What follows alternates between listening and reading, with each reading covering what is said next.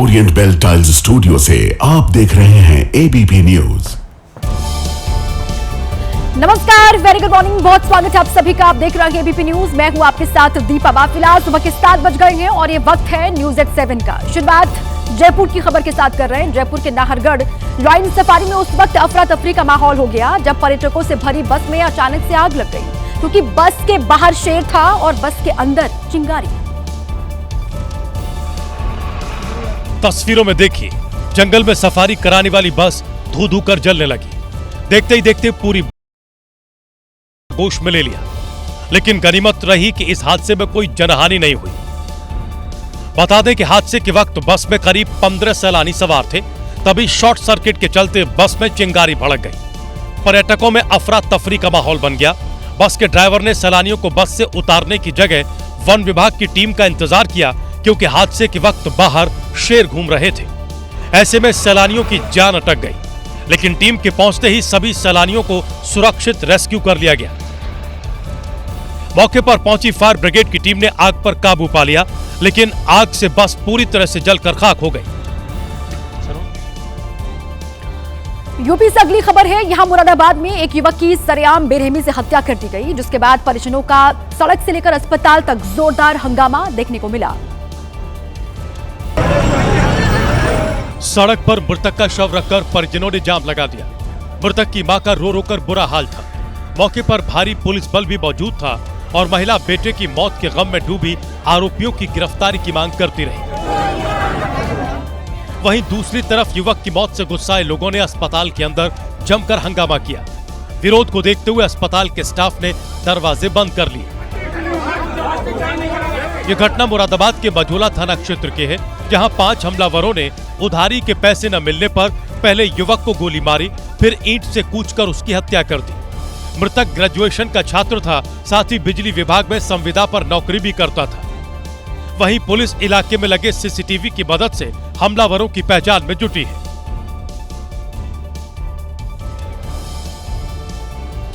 और इस वक्त एक बड़ी खबर महाराष्ट्र से सामने आ रही है। महाराष्ट्र की सियासत से जुड़ी इस वक्त की बड़ी खबर आपको बता दें। मुख्यमंत्री देवेंद्र फडणवीस और एकनाथ शिंदे की बड़ी बैठक हुई है।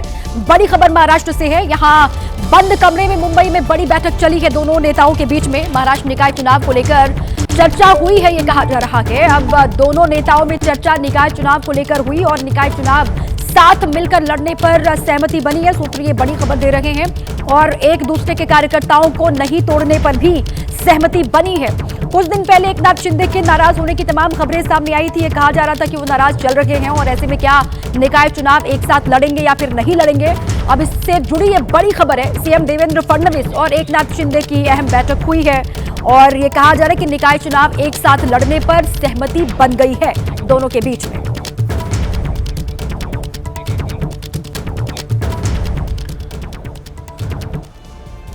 अब मुंबई में दोनों के बीच मुलाकात हुई है। आपको बताया कि मुंबई में सीएम देवेंद्र फडणवीस ने एकनाथ शिंदे के साथ करीब 1.5 घंटे बातचीत की। दोनों ही नेताओं के बीच बंद कमरे में ये बातचीत हुई, ये बैठक चली। बताया गया कि महाराष्ट्र निकाय चुनाव को फडणवीस और शिंदे एक साथ मिलकर लड़ेंगे, इसको लेकर ही बातचीत हुई है और ये सहमति बन गई है कि निकाय चुनाव साथ मिलकर लड़ेंगे। साथ ही एक दूसरे के कार्यकर्ताओं को पार्टी में नहीं लेने पर, नहीं तोड़ने पर भी सहमति बनी है दोनों के बीच में, ये कहा जा रहा है। अब यहां से जो भी अपडेट होगा वो आपको रूबरू करवाएंगे। बहरहाल आगे बढ़ते हैं। हरियाणा के मेवात से खबर है। मेवात में उस वक्त हड़कंप मच गया जब सीआईए की टीम एक वांटेड आरोपी को पकड़ने के लिए पहुंची। आरोपी की गिरफ्तारी के दौरान गांव के लोगों से पुलिस की जबरदस्त वहां भिड़ंत हो गई। पुलिस को सूचना मिली थी कि आरोपी रियाज थाना पुनैना क्षेत्र के गांव फुसेता अमीनाबाद में मौजूद है। पुलिस ने दबिश दी और रियाज को गिरफ्तार भी कर लिया, लेकिन जैसे ही इसकी भनक गांव के लोगों को मिली, उन्होंने बवाल कर दिया। पुलिस के साथ गांव के लोगों की भिड़ंत हो गई।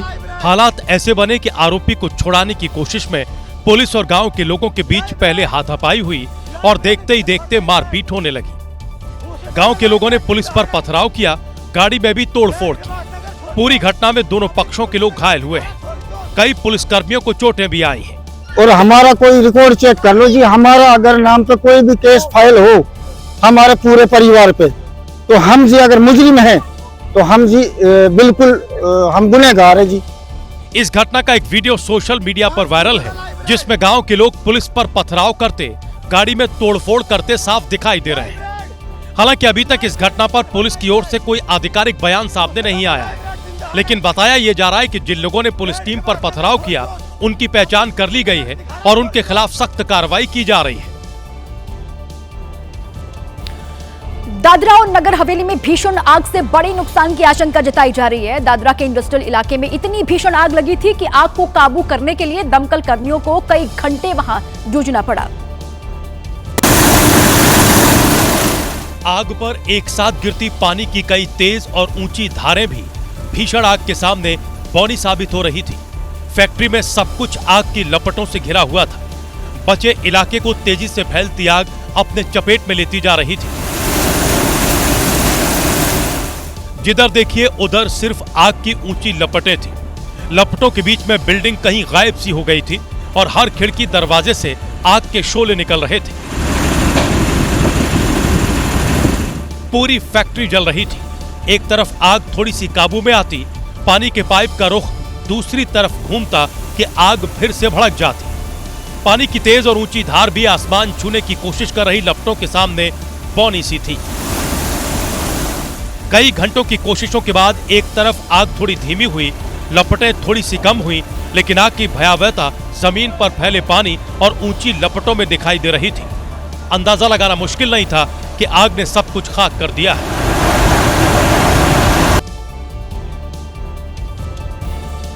यूपी की राजधानी लखनऊ से खबर है। लखनऊ में एक शातिर चोर दिन दहाड़े स्कूटी ले उड़ा। घटना डॉलीगंज इलाके की बताई जा रही है। अब घटना का सीसीटीवी फुटेज भी सामने आया है, जिसकी पुलिस पड़ताल कर रही है।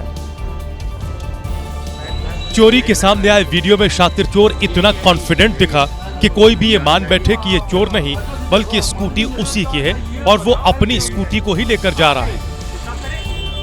ये तस्वीरें लखनऊ के डालीगंज बाजार की हैं। सड़क पर ट्रैफिक सामान्य है और दुकान के पास सफेद रंग की स्कूटी खड़ी दिखाई दे रही है। इस बीच स्क्रीन पर स्कूटी के पास कोई आता नजर आता है। पहले उसके पैर दिखाई पड़ते हैं, फिर शख्स की पूरी तस्वीर सामने आ जाती है। सफेद रंग की जैकेट पहने हुआ शख्स पूरे कॉन्फिडेंस के साथ स्कूटी के पास आता है, चाबी लगाता है, एक्सीलेटर देता है और स्कूटी लेकर रफू चक्कर हो जाता है। इसको देखकर कोई नहीं कह सकता कि ये चोर है और ये स्कूटी चुरा करके ले जा रहा है। जिस तरह से स्कूटी के पास आता है, उसे लेकर चला जाता है, उससे तो कोई भी एक बार की धोखा खा जाए और ये मान बैठे कि भाई वो तो अपनी ही स्कूटी को लेकर जा रहा है। मध्य प्रदेश के सिवनी में उस वक्त हड़कंप मच गया जब एक ट्रेनी विमान लैंड करते वक्त 33 किलोवाट हाई वोल्टेज लाइन से टकरा गया और प्लेन क्रैश हो गया। हादसे में प्लेन पर सवार ट्रेनर पायलट अजीत एंथोनी और ट्रेनी पायलट अशोक छावड़ा घायल हो गए, जिन्हें फौरन अस्पताल पहुंचाया गया, जहां दोनों की हालत अब सामान्य बताई जा रही है। जानकारी के मुताबिक रेडबर्ड एविएशन कंपनी के ट्रेनी विमान ने सुखतरा हवाई अड्डे से उड़ान भरी। लैंडिंग के वक्त प्लेन के पंख बादल पार सब स्टेशन की 33 kV लाइन से टकरा गए। तार से भिड़ते ही जोरदार धमाका हुआ और लहराता हुआ प्लेन खेत में जा गया। हादसे में बिजली लाइन कट गई, जिससे बड़ा हादसा होने से टल गया। बताया जा रहा है कि तकनीकी खराबी के चलते ट्रेनी पायलट विमान को खेत में लैंड कराना चाहते थे और इसी दौरान ये हादसा हो गया। इस वक्त बड़ी खबर यूपी के मिर्जापुर से है। मिर्जापुर में दिल दहला देने वाली घटना सामने आई है। धर्म परिवर्तन का विरोध करने पर ब्लेड से हमला किया गया। युवती के घर में घुसकर गर्दन पर वार किया गया। अस्पताल में युवती की हालत गंभीर है। विरोध में हिंदू समुदाय की जन आक्रोश रैली। आरोपी के पोस्टर लेकर फांसी देने की मांग अब लोगों की ओर से की जा रही है। यूपी के मिर्जापुर से बड़ी खबर है। यहाँ पर धर्म परिवर्तन का विरोध जब किया गया तो ब्लेड से हमला कर दिया गया और युवती के घर में घुसकर गर्दन पर उसके वार किया गया है। उसकी हालत गंभीर बताई जा रही है। अस्पताल में वो भर्ती है।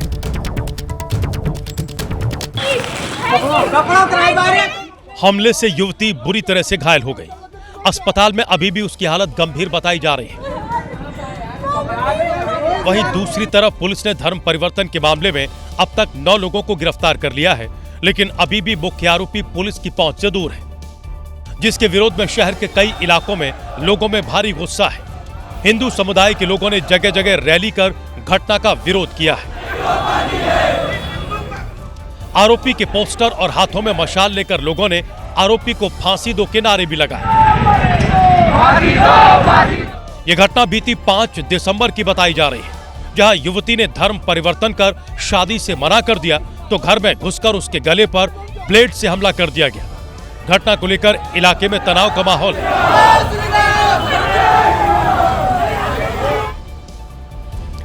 इसी बीच एक बड़ी खबर है, आपको बता दें, लोकसभा में आज चुनाव सुधारों पर चर्चा होगी। चर्चा की शुरुआत दोपहर 12 बजे से होगी। ये बड़ी खबर सामने आ रही है और चर्चा की शुरुआत करेंगे कांग्रेस नेता राहुल गांधी। ये बड़ी खबर है और इसके साथ ही अलग अलग पहलुओं पर भी चर्चा होगी। एसआईआर पर चर्चा होगी, उसके अलग अलग बिंदुओं पर चर्चा होगी। राज्यसभा में भी बुधवार और गुरुवार को चुनाव सुधारों पर चर्चा होगी। ये बड़ी खबर है। लोकसभा में आज चुनाव सुधारों पर चर्चा होने वाली है। एसआईआर समेत अलग अलग बिंदुओं पर, अलग अलग पहलुओं पर चर्चा की जाएगी और इसकी शुरुआत जो है राहुल गांधी करेंगे। ये बड़ी खबर है और 12 बजे से इसकी शुरुआत हो जाएगी लोकसभा में।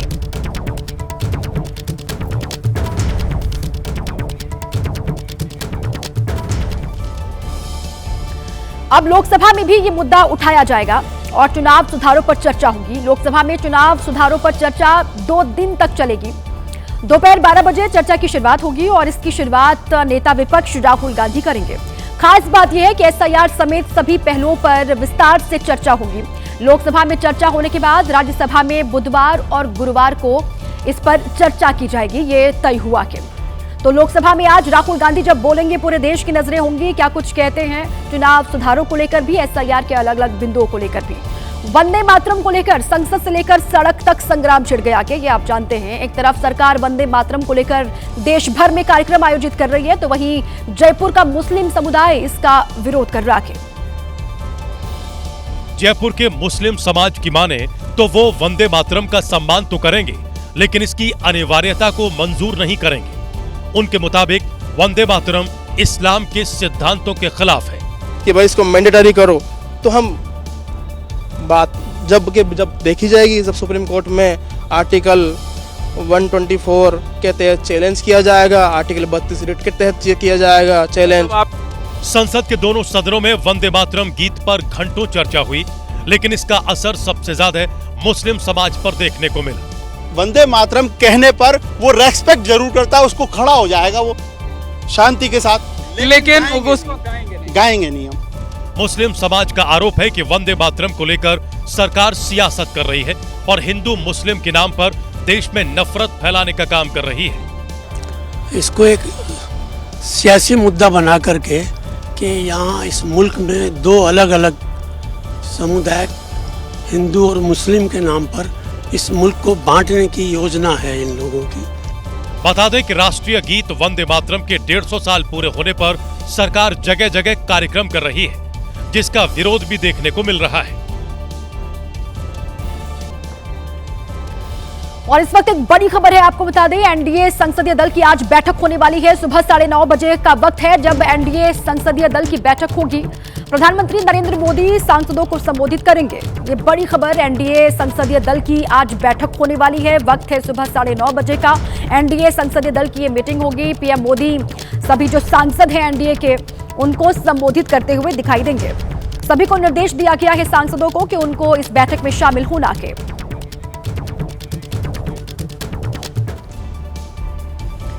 खबरों में आगे बढ़े, हैदराबाद से खबर है। यहां से एक ऐसी तस्वीर सामने आई है जिसने मानवता की सारी हदें पार कर दी हैं, जहां बीच सड़क दिन दहाड़े एक प्रॉपर्टी डीलर की बेरहमी से हत्या कर दी गई और इस डरावने हत्याकांड का सीसीटीवी फुटेज भी अब सामने आ गया है। इन तस्वीरों को देख तो यूं लगता है कि आखिर कोई कैसे इतना क्रूर हो सकता है। चलती रोड पर स्कूटर सवार प्रॉपर्टी डीलर को इस कदर मारा गया कि उसकी जान ही चली गई। जानकारी के मुताबिक प्रॉपर्टी डीलर वेंकट रत्नम अपनी बेटी को स्कूल छोड़ने गए थे। बेटी को जैसे ही स्कूल छोड़कर वो मुड़े, घात लगाए बैठे बदमाशों ने उनका पीछा करना शुरू कर दिया। आगे जाकर इन बदमाशों ने गोली चला दी। गोली लगते ही वो बाइक से नीचे गिर गए। इसके बाद इन बदमाशों ने वेंकट रत्नम पर चाकू से हमला किया। आसपास खड़े लोग कुछ समझ पाते उससे पहले ही प्रॉपर्टी डीलर की जान जा चुकी थी। पता चला है कि मृतक प्रॉपर्टी डीलर पर भी गंभीर आपराधिक मामले दर्ज थे। पुलिस को शक है कि हत्या के पीछे का कारण पुरानी दुश्मनी हो सकती है। यूपी की राजधानी लखनऊ से अगली खबर है। लखनऊ में लिव इन में रहने वाली महिला पर गंभीर आरोप लगे हैं। आरोप है कि जिसके साथ वो 10 साल से रह रही थी उसी की हत्या कर दी। पुलिस ने आरोपी महिला को अब गिरफ्तार कर लिया है। देवरिया के रहने वाले सूर्य प्रताप सिंह एक प्राइवेट कंपनी में एग्जीक्यूटिव मैनेजर थे जो लखनऊ के सलारगंज इलाके में रहते थे। सूर्य प्रताप सिंह के साथ उनकी महिला साथी रत्ना भी रहती थी। रत्ना भी देवरिया की रहने वाली है, जिसके पति की मौत हो चुकी है और 2 बेटियां हैं। रत्ना अपनी दोनों बेटियों के साथ सूर्य प्रताप सिंह के साथ रहती थी। पुलिस ने बताया कि सूर्य प्रताप सिंह और रत्ना के बीच किसी बात को लेकर विवाद हो गया था और जब सूर्य प्रताप सिंह रात को सोने चले गए तभी रत्ना ने चाकू मार दिया। जांच में पता चला कि सूर्य प्रताप सिंह और रत्ना पिछले 10 साल से लिव इन में रह रहे थे। पड़ोसियों ने बताया कि दोनों में आए दिन झगड़ा होता था, लेकिन इसका अंजाम ऐसा होगा इसका किसी को अंदाजा भी नहीं था। अब गोवा अग्निकांड मामले में बड़ी खबर सामने आ रही है। आपको बता दें, लूथरा भाइयों के खिलाफ जारी हुआ था नोटिस और गृह मंत्रालय ने ये लुकआउट नोटिस जारी किया था। 7 दिसंबर को जारी हुआ था लुकआउट नोटिस लूथरा भाइयों के खिलाफ। 7 दिसंबर की शाम को लूथरा बंधु फरार हुए और लूथरा भाइयों ने थाईलैंड के लिए फ्लाइट पकड़ी है। ये जानकारी उनको लेकर है। 7 दिसंबर को शाम 5:30 बजे उन्होंने फ्लाइट पकड़ी और इंडिगो की फ्लाइट 6E1073 से लूथरा भाई फरार हो गए हैं। ये बड़ी खबर सामने आ रही है। गोवा अग्निकांड जो हुआ था उस मामले में लगातार गिरफ्तारियां भी हो रही हैं और बड़ी खबर यह है कि लूथरा भाइयों के खिलाफ गृह मंत्रालय ने जारी किया लुकआउट नोटिस। 7 दिसंबर को ये नोटिस जारी हुआ था गृह मंत्रालय की ओर से और 7 दिसंबर की शाम को ही लूथरा बंधु फरार हो गए। लूथरा भाइयों ने कहा यह जा रहा है कि थाईलैंड के लिए फ्लाइट पकड़ी है। वो 7 दिसंबर को शाम 5:30 बजे यहां से फरार हो गए। इंडिगो की फ्लाइट 6E1073 से वो फरार हो गए थाईलैंड के लिए। इसी पर सूरज ओझा हमारे साथी और जानकारियों के साथ जुड़ चुके हैं। सूरज, क्या जानकारी है इस पूरे की मामले को लेकर? कितनी गिरफ्तारियां अभी तक हुई हैं और लूथरा बंधुओं को लेकर क्या डिटेल्स हैं? यहां से फरार, देश से बाहर वो थाईलैंड जा चुके हैं। जी बिल्कुल, देखिए जब से ये गोवा का अग्निकांड हुआ है ये लूथरा बंधु अपने आप को पुलिस से बचा रहे हैं, जांच में सहयोग नहीं कर रहे हैं। गोवा पुलिस का दावा है कि ये दोनों जन जब घटना हुई 7 तारीख को करीब 5:30 बजे ये फुकेट के लिए इन्होंने फ़्लाइट ले ली और फुकेट चले गए। और आप देख सकते हैं कि एबीपी न्यूज़ के हाथ लगा है ब्यूरो ऑफ इमिग्रेशन का वो LOC जो गोवा पुलिस ने दोनों भाइयों पर जारी किया है। सौरव लूथरा और जो गौरव लूथरा है, दोनों के ऊपर ये LOC जारी किया गया है। आपको बता दें कि जब ये घटना हुई उसके बाद एजेंसियां जो गोवा पुलिस है वो अलग अलग राज्यों की मदद से आरोपी को ढूंढने लगी, लूथरा बंधुओं को ढूंढने का प्रयास कर रही थी। घर पर भी गए, वहां पर नोटिस भी दी गई कि आप पूछताछ कर आपसे पूछताछ की जाएगी, आप सहयोग कीजिए। लेकिन जब जांच आगे बढ़ी तब पता चला कि ये दोनों ही फुकेट के लिए निकल गए हैं, फुकेट भाग गए हैं, अपने आप को बचा रहे हैं, जांच एजेंसियों के सामने आना नहीं चाहते। और इन्होंने सोशल मीडिया पर पोस्ट कर अपनी बात रखी है। पुलिस का कहना है कि सोशल मीडिया को वो नहीं मानेंगे जब तक आरोपी सामने नहीं आता, उससे पूछताछ खुद नहीं करते, तब तक आगे का निर्णय नहीं लिया जाएगा। बहरहाल दोनों के ऊपर लुकआउट सर्कुलर जारी किया गया है। और सूरज, वहां जिस क्लब में ये अग्निकांड हुआ वहां कौन कौन सी खामियां पाई गई थी, किन मानकों का ख्याल नहीं रखा गया था, इसके बारे में भी आप जानकारी दें। और जिनकी गिरफ्तारी अभी तक हुई है, दिल्ली से भी एक गिरफ्तारी हुई है ये कहा जा रहा है, उनके बारे में क्या जानकारी है? कितने लोग कुल गिरफ्तार हुए हैं इस पूरे मामले में? देखिए इस पूरे मामले में अब तक 5 लोगों की गिरफ्तारी कल की गई थी और इन पांचों पर बहुत ही इम्पोर्टेंट रिस्पॉन्सिबिलिटी होती है। जैसी बात की जा रही है, जो कुछ एक्टिविस्ट उनका कहना है कि ये तो काफ़ी छोटे लोग हैं जिन्हें गिरफ्तार किया गया है, जो मेन इसका जो मालिक है लूथरा बंधु उन्हें पकड़ना चाहिए। लेकिन आपको बता दें कि अब तक जिन्हें भी गिरफ्तार किया गया है उन पर कोई ना कोई रिस्पॉन्सिबिलिटी थी, जिनके पास डिसीजन मेकिंग पावर हो सकता था, वो चाहते तो कुछ उसका निर्णय ले सकते थे। ऐसे तमाम लोगों को आइडेंटिफाई करके ऑफिस के जो टॉप रैंक्ड जो स्टाफ है उन्हें ही गिरफ्तार किया है, जिसमें जनरल मैनेजर रैंक के जो लोग हैं उन्हें वो शामिल है। आपको बता दें कि जो लगातार नजर बनाए रखें। शुक्रिया आपका पूरी जानकारी के लिए। देखिए, गोवा नाइट क्लब अग्निकांड की जांच तेज हो गई है। गोवा पुलिस ने क्लब मालिकों के खिलाफ लुकआउट सर्कुलर जारी कर दिया है, तो वही अधिकारियों पर भी लगातार एक्शन हो रहा है।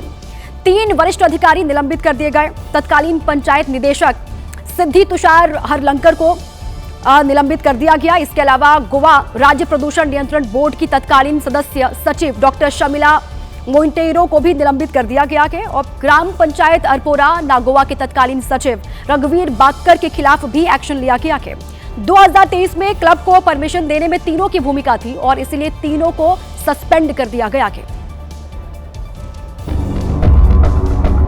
वहीं इस मामले में 5वीं गिरफ्तारी दिल्ली से की गई। अग्निकांड के बाद से क्लब के ऑपरेशन मैनेजर भारत सिंह को दिल्ली में पुलिस ने पकड़ लिया। भारत सिंह की गिरफ्तारी से पहले पुलिस ने 4 और लोगों को गिरफ्तार किया था। क्लब के chief general manager Rajiv Modak, general manager Vivek Singh, bar manager Rajveer Singhania और गेट मैनेजर प्रियांशु ठाकुर का नाम शामिल है। इन सभी आरोपियों को कोर्ट में पेश किया गया। कोर्ट ने इन्हें 6 दिन की पुलिस कस्टडी में भेज दिया। वहीं क्लब के मालिकों के खिलाफ भी केस दर्ज कर कार्रवाई तेज कर दी गई है। गोवा पुलिस सूत्रों के मुताबिक पुलिस को आशंका है कि खुद को बचाने के लिए क्लब के मालिक सौरभ और गौरव लूथरा देश से बाहर भाग सकते हैं। इसीलिए पुलिस ने क्लब मालिकों के खिलाफ लुक आउट सर्कुलर जारी कर दिया है। इस पूरे ही मामले में लगातार गिरफ्तारी भी हो रही है। पुलिस क्लब के मालिकों की तलाश भी कर रही है और इसी बीच सोशल मीडिया पर क्लब मालिक सौरभ लूथरा की एक पोस्ट सामने आई है जिसमें दुख जताते हुए उसने लिखा है कि मैनेजमेंट दुखद नुकसान पर गहरा शोक व्यक्त करता है और व्यथित है। ये कहा गया कि जो लूथरा सौरभ लूथरा है उसकी ओर से सोशल मीडिया पर वो एक्टिव लगातार रहा, पोस्ट करता रहा और उसमें दुख जताता रहा इस हादसे को लेकर। लेकिन अब ये खबर है कि थाईलैंड ये भाग चुका है गौरव लूथरा के साथ।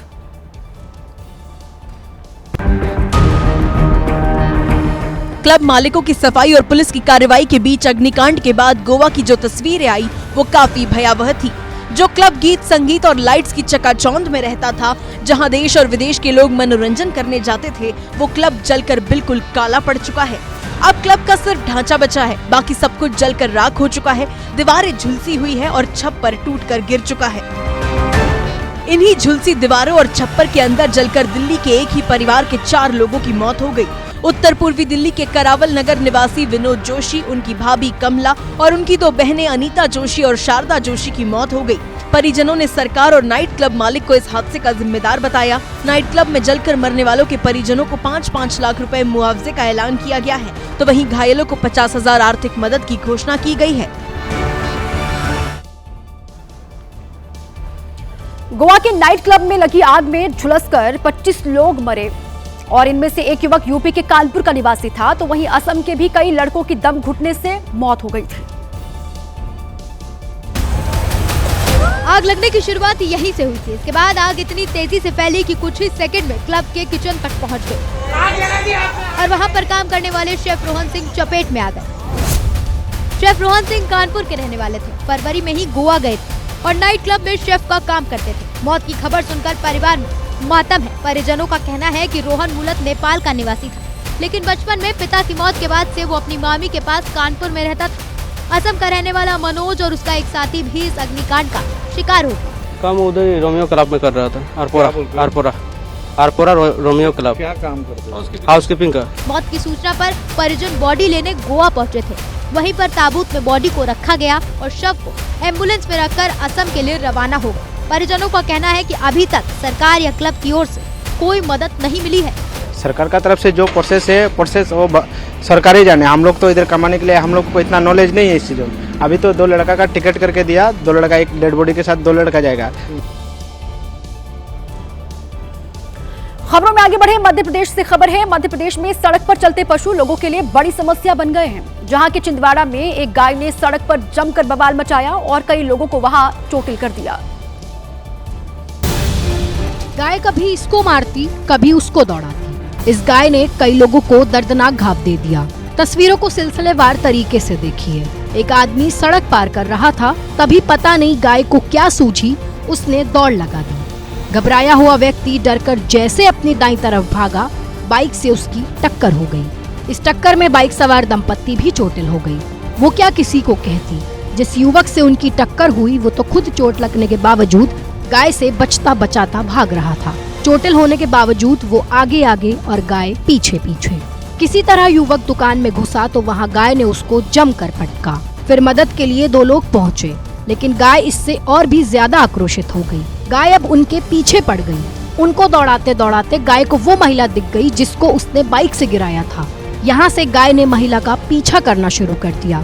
गाय ने महिला पर जोरदार हमला बोला। महिला किसी तरह बचने की कोशिश करती दिखी। वहाँ खड़े कुछ लोगों ने गाय के चुंगल से किसी तरह महिला को छुड़ाया। वीडियो वायरल होने के बाद इलाके में डर का माहौल है। आप ये देखते हैं कि बंद पड़े घरों को अक्सर चोर निशाना बनाया करते हैं, लेकिन हिमाचल के डलहौजी में ये काम एक भालू ने कर दिया है, जिसका वीडियो भी सामने आया है। भालू को पता था कि घर में घुसने के लिए दरवाजा बंद होगा, इसीलिए वो खिड़की के पास आ गया। कई बार जोर लगाने के बाद आखिरकार भालू ने खिड़की तोड़ दी। खिड़की तोड़ने के बाद भालू सीसीटीवी कैमरे की तरफ देखता नजर आया, मानो कह रहा था जो करना है कर लेना। धीरे धीरे भालू ने खिड़की को पूरी तरह से तोड़ दिया और उसका हिस्सा बाहर की तरफ फेंक दिया। खिड़की टूटने के बाद भालू घर के अंदर घुसा और 2 मिनट के बाद जब खिड़की के रास्ते बाहर निकला तो उसके मुंह में कुछ सामान था। देखने में ऐसा लगा कि भालू खाने के सामान की तलाश में घर के अंदर घुसा था और अपने मिशन में सफल भी हो गया। इस वक्त एक बड़ी खबर आपको बता दें, इंडिगो संकट को लेकर इस वक्त की बड़ी खबर आपको हम दे दें। नागरिक उड्डयन मंत्री आज लोकसभा में जवाब देंगे। राम मोहन नायडू दोपहर 12 बजे जवाब देंगे लोकसभा में। ये बड़ी खबर, बड़ी जानकारी। जिस तरीके से लगातार इंडिगो संकट बरकरार है, यात्रियों को भारी परेशानी का सामना अब भी करना पड़ रहा है और इस वक्त अब नागरिक उड्डयन मंत्री राम मोहन नायडू जो है आज लोकसभा में अपनी बात रखेंगे, वो जवाब देंगे। और राम मोहन नायडू दोपहर 12 बजे का वक्त है जब लोकसभा के अंदर अपनी बात रखेंगे। हालांकि उन्होंने कहा था जांच लगातार हो रही है, इंडिगो ने जानबूझकर क्या ये संकट पैदा किया है इसकी भी जांच की जा रही है और अगर खामी पाई गई, अगर ऐसा पाया गया तो ऐसी सजा होगी जो मिसाल बनेगी। ये राम मोहन नायडू की ओर से कहा जा चुका है पहले भी और आज दोपहर 12 बजे का वक्त है जब लोकसभा में वो जवाब देने वाले हैं। नागरिक उड्डयन मंत्री हैं राम मोहन नायडू और इंडिगो संकट को लेकर वो आज अपनी बात रखेंगे।